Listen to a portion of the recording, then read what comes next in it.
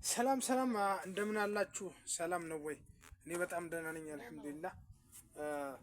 እንግዲህ ዛሬ አንድ መልእክት አለኝ። እንግዲህ ይህን መልእክት ለትምህርት ሚኒስቴር እንዲሁም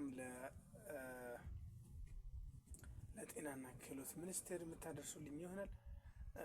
በመጀመሪያ በመጀመሪያ ትምህርት ማለት ምን ማለት ነው? ትምህርት ሚኒስቴር አዲስ አበባ ላይ በአዲስ አበባ ዙሪያ እንዲሁም በየትኛውም አካባቢ ያሉ የትምህርት መርሃ ግብር ሲከናወን ትምህርት ሚኒስቴር ስራውን በአግባቡ መወጣት አለበት። ያም ማለት ትምህርት ሚኒስቴር እና ባለድርሻ አካላት ዋና አስፈጻሚ አካላቶች ትምህርት ምንድን ነው?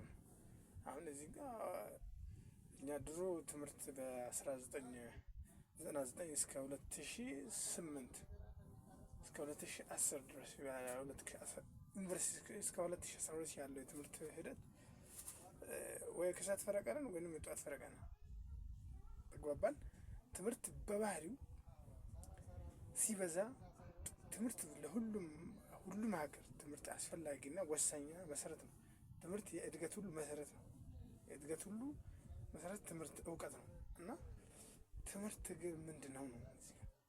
እኛ ሀገር ላይ በእኛ ሀገር ኮንቴክስት ትምህርት ለእያንዳንዱ ነገር በተግባር ተጨባጭ የሆነ ነገር እየተማርን ነው ወይ?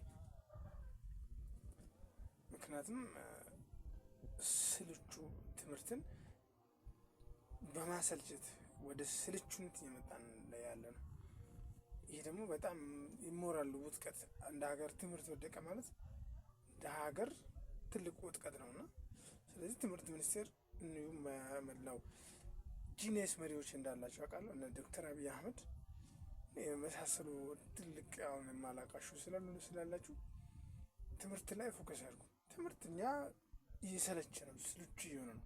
ተማሪዎች አሁን ትንሽ ነገር ነው፣ ሚሞሪያችንም ትንሽ ነገር ነው። ምክንያቱም ኢምፓክት ኦፍ ቴክኖሎጂ ኢምፓክት ኦፍ ግሎባላይዜሽን በጣም ትልቅ ተጽዕኖ እየፈጠረ ነው። ቁንጽላ ያለች ሀሳብ እስከ 6 ሰዓት ተኩል ወሳኝ ነገር ተምረን ብንሄድ መምህራኖችም የራሳቸውን ስራ ይሰራሉ። ተማሪዎችም የራሳቸውን የሆነ ፈጠራ ችሎታቸውን የተለያየ ብቃታቸውን የሚያዩበት ከራሳቸው ቁጭ ብለው የሚያዩበትም ሁኔታ ሊፈጠር ይችላል ብዬ አስባለሁ። እንደኔ መምህር ነኝ፣ ሳይንስ መምህር ነኝ፣ ስፖርት ሳይንስ ግራጁዌት አድርጌያለሁ። ግን ትምህርት ጥናት ሁሌ ቲዮሪ ብቻ ወረቀት ላይ ብቻ ፎከስ ብናደርግ ምንም አይነት ቫልዩ አድ የምናደርገው ነገር የለም፣ ለሀገራችንም የምናስገኘው ጥቅም የለም።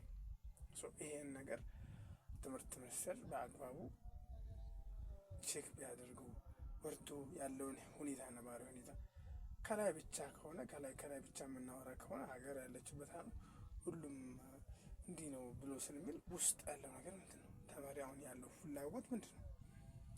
አሁን ላይ ያለው ገበያው ምን ይፈልጋል? ሁሌም በድህነት ማቅ ለምን እንኖራለን? በቃ ብሩን የሚከፍቱልን ትልቅ ሰዎች ስላሉ እነዚያ ሰዎች ደግሞ ታች ያለውን የህዝቡን እሮሮ ማዳመጥ አለባቸው። ተማሪዎች ሄዶን ነው በቃ ትምህርት ቤት ስንገባ ትምህርት በጣም እየሰለቻቸው ነው። የሆነ ስፖርት ሳስተምር በጣም ከትምህርቱ ይልቅ ፕራክቲካል የሆነ ነገር ነው የሚፈልጉት። ትምህርቱ እንዳለ ሆኖ ፕራክቲካል የሆነ ነገር ሁሉም ቢሰራው ደስ የሚል ሀሳብ አለኝ። እናንተም ምን ይመስላችኋል? በዚህ ልክ የኔ ሀሳብ ይሄን ነው የሚለው። እንግዲህ ይህንን መልእክት ለመላው የኢትዮጵያ ሕዝብ ለመላው የትምህርት አስፈጻሚዎች ትምህርት ይመለከተኛል የምትሉ ሁሉም ሰው ሼር አድርጉልኝ። አመሰግናለሁ። አመሰግናለሁ። በጣም ነው የማመሰግነው። ይህንን መልእክት ለሁሉም ሰው እንዲዳረስ ተማሪዎች ምን ትምህርት ቢማሩ ጥሩ ነው የሚል ሀሳብ ራሳችሁን አዳምጣችሁ ማንም ሰው የራሱን ሀሳብ ማውራት አለበት፣ የራሱን ሀሳብ መግለጽ አለበት። ዲሞክራሲ ከሆነ ሁሉም በየራሳቸው አሁን ሚዲያው ፍሪ ስለሆነ ሁሉም ሰው ሼር ያድርግልኝ። በጣም ነው የማመሰግነው። ረሾ ቲዩብ በሚል ዩቲዩብ ላይ አዲስ ስራ ከፍቻለሁ። እባካችሁ ላይክ እና ሰብስክራይብ በማድረግ አዳዲስ ሀሳቦችን እንድታጋፍሉኝ፣ ቤተሰብ ያልሆናችሁ ቤተሰብ እንድትሆኑልኝ በአክብሮት ጠይቃለሁ። አመሰግናለሁ። ጤና ይስጥልኝ።